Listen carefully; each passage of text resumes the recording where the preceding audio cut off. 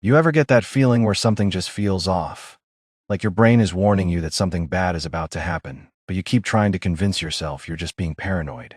These stories start exactly like that. 3 different Airbnb stays, 3 completely normal people, and 3 nights that turned into absolute nightmares. One woman rents a quiet mountain cabin deep in the Adirondacks, hoping for a peaceful weekend alone, only to discover she was never actually alone in the house. Another guy stays overnight before a big job interview and gets a late-night pizza delivery he never ordered. At first it seems annoying. Then he realizes the man at the door might not be delivering food at all. And then there's the family vacation story. A little boy keeps telling his parents he sees ghosts outside their beach house at night. Everyone thinks he's imagining things, until masked figures start appearing outside the glass doors in the middle of the night. These stories aren't about ghosts, they're about real people. Real places, and the terrifying realization that danger can sometimes be standing only a few feet away from you while you have absolutely no idea. So yeah, after hearing these stories, you might never look at Airbnb the same way again. One of the perks of this woman's job was that she got to travel all over the world. Sometimes work took her overseas to places like Greece or Italy, but most of her trips stayed inside the United States. Usually it was the same routine every time. Fly in, stay at a decent hotel, finish meetings, fly back home. But a few years ago, work sent her somewhere completely different. The Adirondack Mountains in upstate New York. And honestly, if you've never seen the Adirondacks during the fall season, it's hard to explain just how beautiful that place is. The mountains explode with orange, yellow, and deep red leaves. It looks almost fake, like one of those desktop wallpapers people use because the scenery doesn't even seem real. Instead of letting her company book another boring hotel, she decided to do something different for once. Since most of her work obligations were only during the late afternoon and evening, she figured this was the perfect chance to spend a quiet weekend alone surrounded by nature. So she rented a secluded Airbnb cabin tucked away deep in the mountains. The place looked perfect in the listing photos. A cozy wooden home surrounded by trees, private hiking trails nearby, and a massive back deck overlooking the mountains. Exactly the kind of place people dream about when they say they want to disconnect from the world for a few days. She arrived Friday evening just before sunset.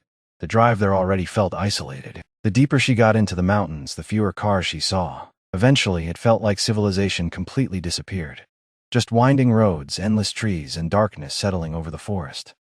When she finally reached the cabin, the place looked even better in person. At first, she unpacked her bags, grabbed a couple drinks, and sat outside on the back deck listening to the sounds of the woods. Wind moving through trees, crickets chirping somewhere in the distance. The kind of silent city people almost never experience anymore. Most people would probably find it peaceful. But after a while, the silence started feeling a little too quiet. Still, she ignored the feeling and went to bed early. The next morning around 6 a.m., she woke up and decided to go jogging on the trails near the cabin. And that's when the weird feeling started. The entire time she was out there running through the woods, she felt like someone was watching her. Not once, not twice. The entire jog. Every time she heard branches crack somewhere behind her, she turned around expecting to see somebody standing between the trees. But there was never anything there. She kept trying to calm herself down. Relax. You're alone in the woods. Your imagination's just messing with you. But no matter how many times she repeated that to herself, the feeling never went away. After the jog, she went back inside the cabin trying to laugh the whole thing off. She told herself she was just acting like a typical city person who wasn't used to being alone in the wilderness. Honestly, that explanation made sense. At least at first, she took a shower, made herself something small to eat, and spent the next few hours relaxing around the house. But throughout the morning, she kept hearing strange noises coming from different parts of the cabin. Little sounds, random creaks, soft thumps, things scraping faintly against wood. Normally, none of that would sound alarming in a cabin sitting in the middle of the mountains. Old wooden houses make noise all the time, especially when temperatures shift or wind moves through the trees. But once your brain starts feeling paranoid, every tiny sound suddenly feels personal. Every creak made her stop what she was doing and listen. Every noise made her wonder if someone else was nearby. Still, she kept forcing herself to stay rational. Around 3:30 a.m. that afternoon, she finally left the cabin and drove into town to meet her coworkers. The second she pulled away from the house, she immediately felt better. It was almost embarrassing how relieved she felt just being around other people again. The meeting itself went fine, and afterward everyone grabbed drinks together at a local restaurant. Normally, she probably would have called it a night early, but this time she stayed out longer than usual, because truthfully, she didn't want to go back to the cabin. She didn't admit that out loud to anyone, of course. She knew it sounded ridiculous. Nothing had actually happened yet. No break-in, No person outside the window. No real evidence that anything was wrong. Just a bad feeling. But bad feelings can get really loud when you're alone. At one point, she even offered to host a little after-party back at the Airbnb just so she wouldn't have to return there alone. But her coworkers were exhausted and decided to head back to their own hotels before 10 p.m. So eventually, she had no choice. She got back in her car and started the drive through the mountains alone. And the closer she got to the cabin, the more anxious she became. The roads were nearly pitch black at night. No streetlights, no houses nearby. Just endless woods on both sides of the road. Every turn felt darker than the last. The entire drive, she kept trying to calm herself down. It's just a house. Houses make noise. You lock the doors. You're safe. Over and over again, like she was trying to convince her own brain to stop panicking. When she finally pulled into the driveway around 10:45 a.m. that night, she was honestly relieved that she felt exhausted. She figured she'd pass out immediately. But once she got inside the cabin, the fear came right back.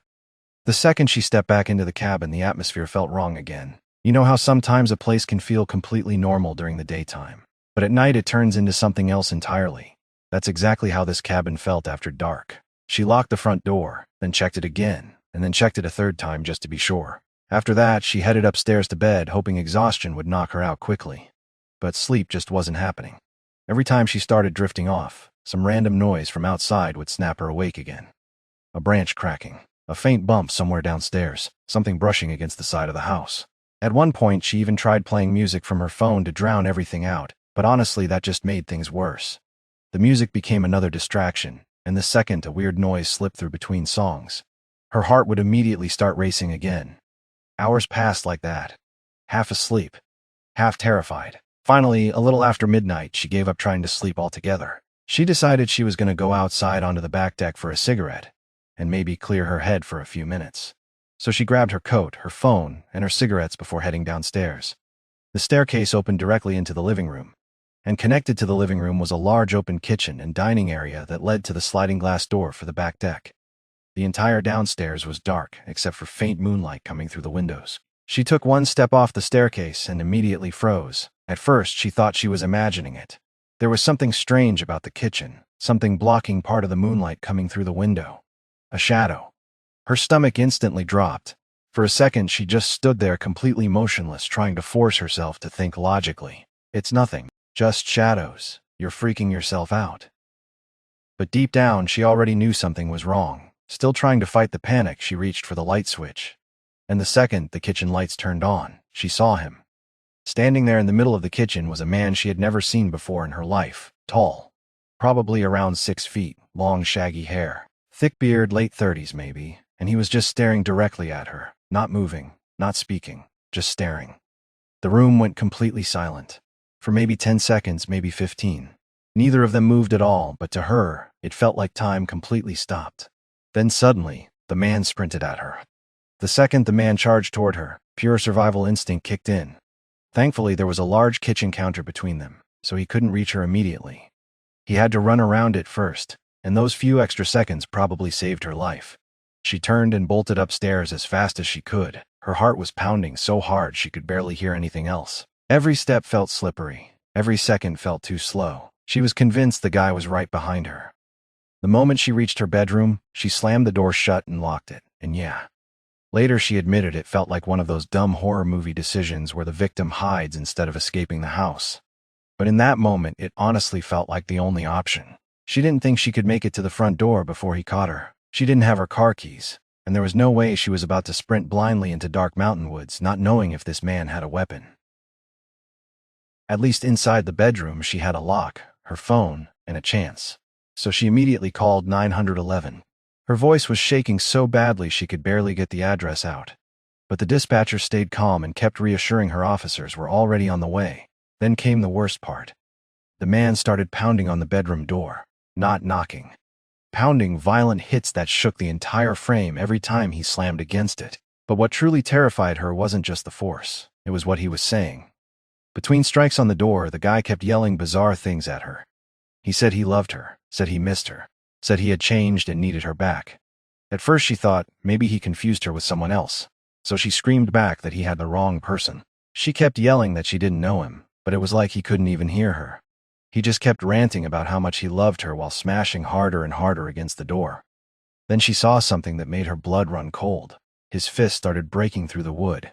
Tiny cracks appeared first. Then suddenly part of his hand punched through the center of the door as splinters exploded across the floor.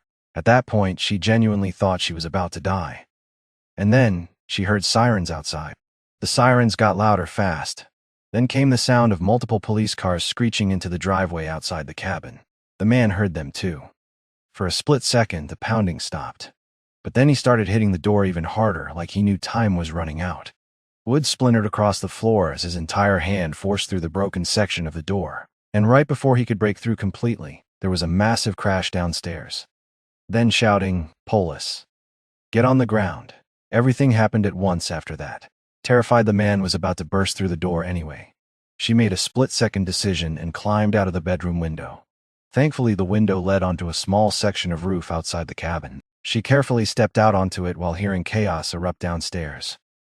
Officers were wrestling the man to the ground just seconds before he managed to fully break into the bedroom. One wrong moment. 1 minute later. And this story probably ends very differently. From the roof, she started yelling for help until one of the officers spotted her and helped her safely climb down. Meanwhile, police dragged the man outside in handcuffs while he screamed incoherently the entire time. Even while being shoved into the back of the squad car, he kept yelling about love and betrayal like he was trapped inside some completely different reality. At first, nobody understood what was happening. Then police contacted the Airbnb owner, and that's when the real nightmare finally came together. The man wasn't some random drifter. He was the homeowner's ex-fiancé. Apparently, after a horrible breakup, the guy completely disappeared for a while and basically went off the grid. Nobody knew where he'd gone. Until now. Police searched the cabin and made a disturbing discovery inside one of the closets: beer cans, snack wrappers, blankets. The guy had secretly been living inside the house for days. Just imagine how horrifying that realization is. While she was sleeping, while she was showering, while she was sitting peacefully on the deck drinking earlier that night. That man was already inside the cabin the entire time, and somehow the situation gets even worse. Police found a kitchen knife tucked into the man's belt, which meant there's a very good chance she caught him right as he was grabbing the weapon. To this day, she says the scariest part isn't even seeing the man standing in the kitchen. It's realizing she checked the locks 3 separate times that night, and it didn't matter at all, because the danger was already inside the house. The second story feels different at first. There's no isolated mountain cabin, no creepy woods, no strange noises in the middle of the night. Honestly, it starts off pretty normal. A guy was driving out of state for a job interview about 5 hours away from home. Instead of making the drive back immediately afterward, his fiancée convinced him to stay overnight at an Airbnb nearby. And according to him, she was the one who handled basically everything: finding the place, booking it, sending him the details, because in his own words, he was completely hopeless with apps like Airbnb. The house itself looked nice online. Nothing fancy. Just a clean, cozy place located about 10 minutes from where the interview was being held. Perfect for getting some rest before heading home the next morning. The owner seemed friendly too. They messaged back and forth before the trip, and once the owner learned he was coming for a job interview, he even offered to let him check in early so he could relax and get prepared instead of driving 5 hours straight into an interview. Honestly, that sounded like a solid host. The guy arrived early that afternoon, used the keypad code to let himself inside, and got ready for the interview. Everything went smoothly. The interview itself was around 3 p.m., and afterward he grabbed tacos before heading back to the Airbnb for the night. Pretty average day overall. But like most people after interviews, he spent the next several hours replaying every answer in his head, wondering if he sounded stupid or not. You know how that goes. 1 minute you think you crushed it. Then suddenly your brain's like, why did you say that weird thing about teamwork? So he spent the evening just trying to relax. He called his fiancée, watched some television, ate food. Nothing unusual. He even admitted he always feels weird sleeping in beds that aren't his, which honestly a lot of people can relate to. Hotels are one thing, but staying inside a stranger's house can feel a little uncomfortable sometimes. So instead of using the bedroom, he decided to sleep downstairs on the couch, and honestly, the living room setup looked perfect. Huge wraparound couch, big fireplace, massive television mounted above it, full surround sound system. It basically felt like having a private movie theater to yourself. Around 11 p.m., he grabbed a blanket from upstairs, laid down on the couch, and started watching Avengers: Endgame. About 15 minutes into the movie, he accidentally fell asleep. Then suddenly, ding-dong. His eyes snapped open. At first he thought the sound was part of the movie. But then the doorbell rang again. And when he checked his phone, the time read 11:33 p.m. At first, he just stayed there on the couch staring toward the front door trying to process what was happening. Who rings somebody's doorbell at 11:30 a.m. at night? For a second, he honestly considered ignoring it completely. Maybe whoever it was had the wrong address and would eventually leave. Then the bell rang again, and every single time it chimed, it made his heart jump harder. By the fourth ring, annoyance finally overpowered confusion. He got up from the couch and cautiously walked toward the front door. Before opening it, he peeked through the front window to get a look at whoever was outside. Standing there was a skinny guy holding a small brown paper bag. The weird part, the guy barely moved. His head was tilted downward almost the entire time, like he was avoiding eye contact on purpose. The homeowner had left the screen door locked, so the guy opened the main door but kept the screen shut between them. The porch light was dim, making it hard to clearly see the stranger's face. Then, in this weird, flat, monotone voice, the man said, "I got your pizza delivery." Immediately, nothing about the situation made sense. First of all, he never ordered pizza. Second, the guy wasn't even carrying a pizza box, just a brown paper bag, so he politely told the man he had the wrong address and shut the door. That should have been the end of it. But a few seconds later, ding-dong. Now he was irritated. He marched back to the door and opened it again, already preparing to tell the guy to leave. But before he could even speak, the stranger repeated the exact same thing in the exact same emotionless tone. "I have your pizza." This time, he raised his voice and explained again that nobody there ordered food. That's when the guy suddenly responded by saying the exact address of the Airbnb, which immediately made the situation feel way more uncomfortable. Because now it wasn't just some random delivery mistake. The guy knew exactly where he was. As he argued back that there must have been some misunderstanding, he suddenly noticed the stranger slowly reaching for the screen door handle. That tiny movement instantly changed the entire vibe. What had felt annoying a second earlier suddenly felt wrong. Really wrong. He immediately slammed the main door shut and shouted through it that he'd call the police if the guy didn't leave. Then he quietly crouched near the front window to watch what the stranger would do next. For about a minute, the guy just stood there motionless outside the door. Then finally he turned around and walked back toward the street. Parked outside was this beat-up red sedan with one busted headlight.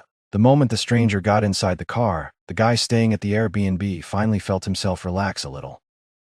But that relief didn't last very long, because a few minutes later he realized the car never actually left. After the weird pizza situation, he actually started feeling hungry himself, which honestly felt kind of ironic. So he went into the kitchen, grabbed a snack, and started walking back toward the living room.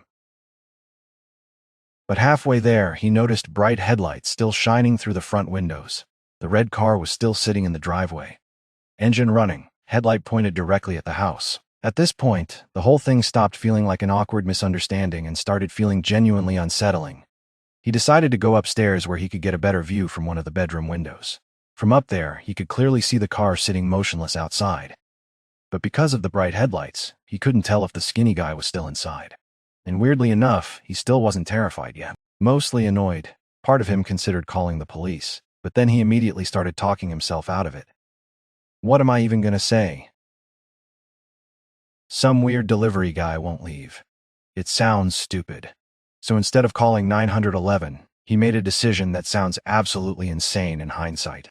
He decided to go outside himself and scare the guy off. He literally described walking out there like an Avenger, which honestly tells you exactly how confident he felt in that moment. He threw on his shoes, stormed outside, and marched straight toward the red sedan. But the second he reached the driver's side window, his stomach dropped. Nobody was inside the car. The engine was still running, the headlights were still on, but the man was gone. Instantly, every survival instinct in his body kicked in. Without even thinking, he spun around and sprinted back toward the house as fast as he could. He slammed the front door shut behind him and locked it immediately. Then he locked the chain too. Now his mind was racing. If the guy wasn't sitting in the car, then where the hell was he? That's when the fear finally started hitting him for real. He grabbed his phone and rushed upstairs into one of the bedrooms. He even messaged the Airbnb owner explaining the strange situation, but no response came back. For several minutes, he stood at the upstairs window staring outside trying to spot movement. Then finally, he saw the skinny man again. And what he noticed next made his blood run cold. The guy wasn't coming from the street. He looked like he was walking back toward the car from the direction of the front door. The second he saw that man walking back toward the car from the direction of the house, his entire body went cold. because now his brain immediately started connecting dots he didn't want to connect. If the guy wasn't sitting in the car, and he wasn't walking down the street, then where had he been standing those last few minutes near the house? At the windows, at the door. The skinny man casually climbed back into the red sedan like nothing happened. A few seconds later, the car backed out of the driveway and disappeared down the road. Finally, silence. But by then, there was no chance he was sleeping anymore. Even after the car vanished, his nerves were completely shot. He stayed upstairs the rest of the night watching random YouTube videos on his phone while lying on the bedroom floor. Not the bed, the floor. Because somehow sleeping lower to the ground felt safer. Every tiny noise outside kept him on edge. Every passing car made him look toward the window again. Hours dragged by like that until around 4 a.m. when he finally decided he'd had enough. At that point, he just wanted to shower, grab his things, and get out of there before sunrise fully hit.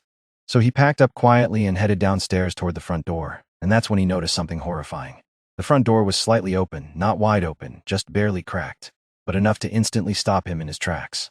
The security chain was still attached, which kept the door from opening further, but the main lock itself, unlocked. He just stood there staring at it, trying to process what he was seeing. At first, he desperately tried convincing himself maybe he forgot to lock it earlier after running back inside from the car. But the more he thought about it, the less that explanation made sense. Then another realization hit him. When he sprinted back inside after finding the empty car, he remembered locking the main door and the chain. But he never checked whether the screen door had fully latched shut behind him, meaning there was a small window of time where somebody potentially could have messed with the lock. And suddenly, the idea that the stranger had been standing near the front door moments earlier felt way more terrifying. As the sun finally started coming up outside, he grabbed his bags and made a run for his car without looking back. But before leaving the driveway, he noticed something sitting near the porch. The brown paper bag. The same one the stranger claimed contained pizza. He thought about checking inside, but honestly, some questions are better left unanswered. Then, while driving away from the neighborhood, he spotted something that made the situation feel even worse. At the end of the street sat an ugly green house, and parked in the driveway was the exact same beat-up red sedan with the broken headlight. The drive home felt completely different from the drive there. Before the interview, he'd been nervous about getting a job. Now he was replaying the entire night in his head, wondering if he had narrowly avoided something way worse. The longer he thought about it, the creepier everything became. The fake pizza delivery. The guy repeatedly trying to get him to open the door. The empty running car. The unlocked front door in the morning. None of it felt random anymore. A few hours later, the Airbnb owner finally responded to his messages apologizing for missing them the night before, so he explained everything that happened in detail. The strange delivery guy, the red sedan sitting outside, the door being unlocked the next morning, and the matching car parked down the street. According to him, the owner started typing almost immediately. You know, when you see those 3 little dots pop up in a message and you're waiting for someone to respond. Yeah. He watched those dots appear for several seconds. Then suddenly, nothing. The owner never sent a reply. No explanation. No, that's weird. No, I'll look into it. Nothing at all. And honestly, that silence bothered him more than if the guy had just denied everything, because now his brain started wondering if the owner already knew exactly who that man was. Maybe it was just a bizarre coincidence. Maybe the delivery guy was drunk or mentally unstable. Maybe the unlocked door really was an accident. But when you stack every detail together, it starts feeling less accidental and more like some kind of setup. Especially considering the stranger knew the exact address and kept trying to get him to open the door fully. And the weirdest part, at the time he didn't even think he was in serious danger. Not really.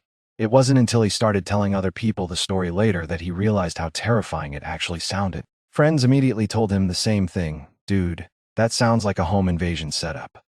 Eventually, curiosity got the better of him, so he looked up the Airbnb property again online. And when he searched for it, the listing was gone. No profile, no rental page, nothing, completely removed. To this day, he still doesn't know if he narrowly avoided something horrible, or if it truly was just the strangest series of coincidences imaginable. But one thing still haunts him. If he had opened that screen door completely that night, would that man have forced his way inside?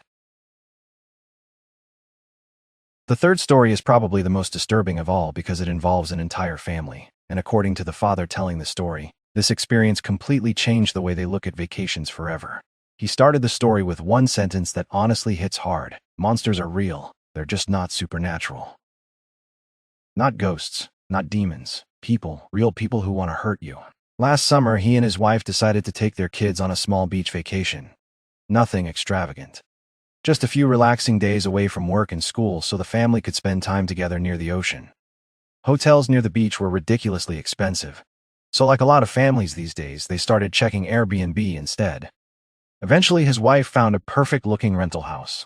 It wasn't directly on the beach, but it was only about a 5-minute walk from the water. The place sat at the very end of a dead-end street with a small creek behind the backyard, making it feel quiet and private. At first, it honestly sounded ideal, and the beginning of the trip actually was perfect. They arrived at the beach town in the afternoon and spent hours playing by the ocean before heading to the house. The father even joked that his 2 kids, an 8-year-old son and 13-year-old daughter, usually fought constantly at home.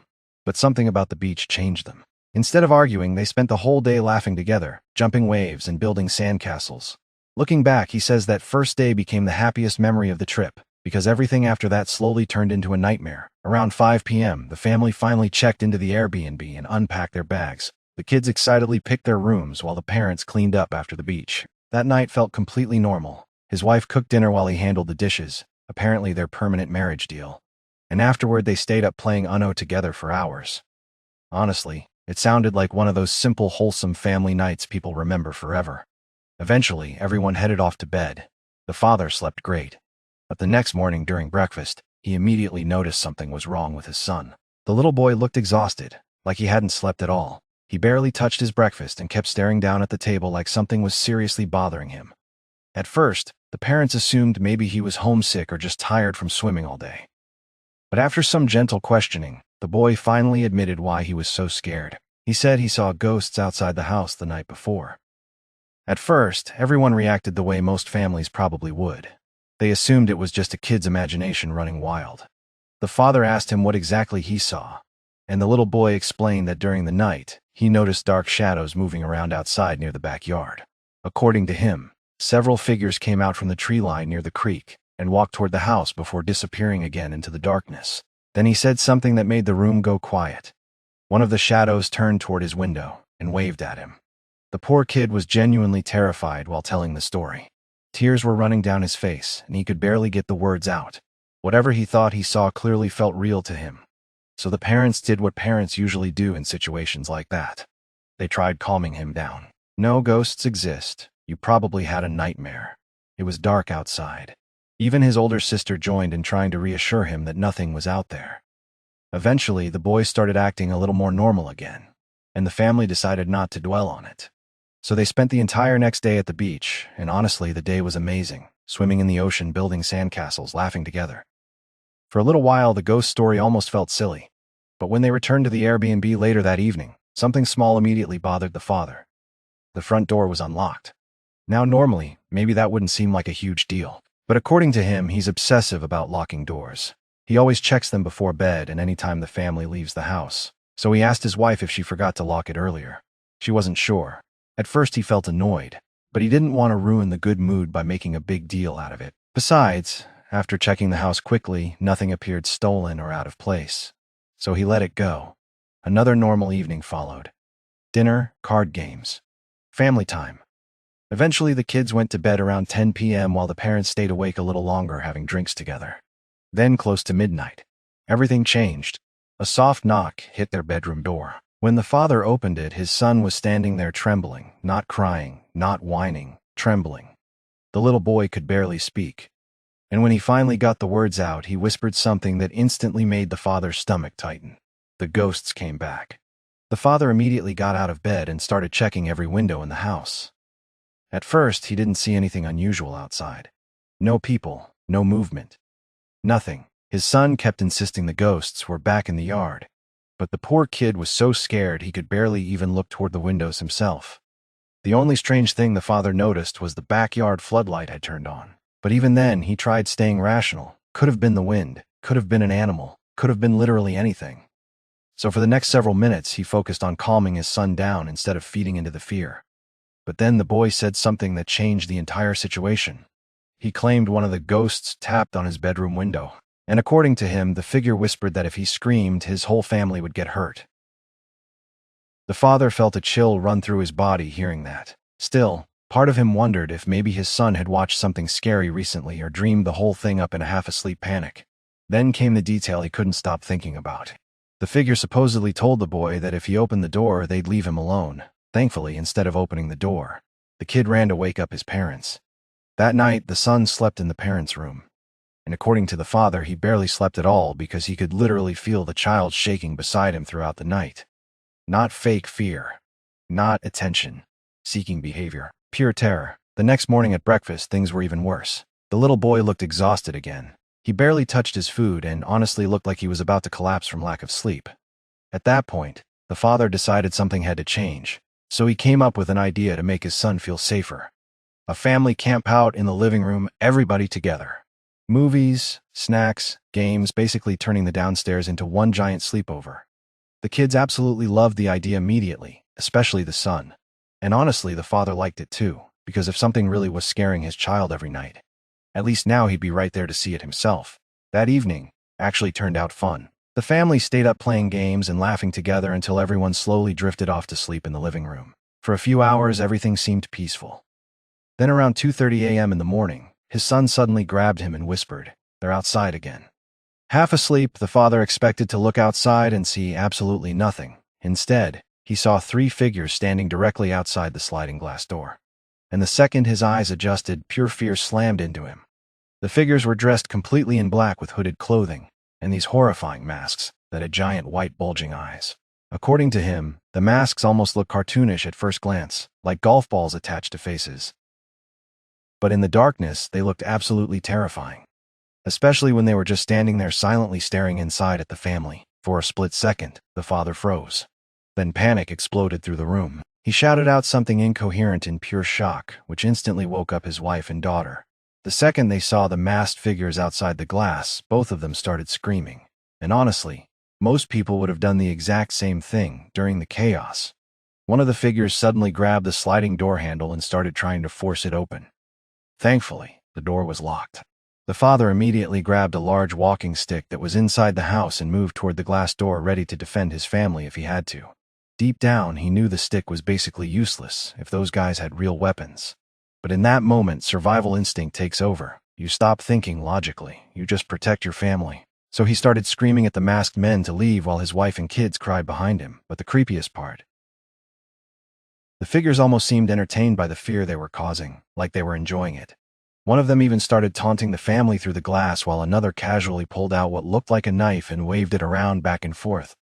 The entire room erupted into panic. His daughter was crying while desperately trying to talk to 911 on the phone. His wife was screaming. His son was absolutely hysterical, and the father says he'll never forget the sound of those screams for the rest of his life. Then suddenly, everything changed. Out of nowhere, one of the masked men got tackled to the ground by a police officer. The other 2 instantly took off running, but they didn't get far. Within seconds, multiple officers rushed into the backyard and chased all 3 suspects down. And just like that, the nightmare was over almost as quickly as it started. Once the masked men were pinned to the ground and handcuffed, the father finally got a clear look at who had been terrorizing his family. And honestly, that part disturbed him almost more than the masks. They weren't monsters. They weren't hardened criminals covered in tattoos or some terrifying movie villains. They looked completely normal. Just 3 young guys. 2 of them were around 20 years old, and the youngest was only 18. That realization hit hard because it made everything feel even more real. These weren't imaginary ghosts haunting the backyard. They were actual people deliberately targeting a family with children. And suddenly, the father understood what his son had really been seeing the entire time. In the darkness, dressed head to toe in black with those creepy masks, the men looked like shadow figures moving near the trees. To an 8-year-old kid, of course they looked like ghosts. Police later revealed something even more horrifying. All 3 men were carrying knives. Not just the one waving it around outside the sliding door. Every single one of them had a weapon. And that thought still haunts the father to this day, because nobody truly knows what would have happened if they'd gotten inside that house. After speaking with local law enforcement, the family learned there was apparently a group of troublemakers in the area known for targeting tourists staying in vacation rentals, especially families. The logic was disgusting but simple. Families on vacation usually carry cash, valuables, electronics, and they're often distracted or unfamiliar with the area. Add children into the mix, and criminals assume the parents will panic faster and comply easier.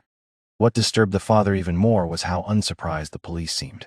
Almost like incidents like this weren't uncommon. And honestly, that realization made the entire experience feel darker, because it meant this wasn't random. These men had likely done this before. The father later admitted that while police believe the intruders mainly wanted money, he'll never believe it was just a robbery.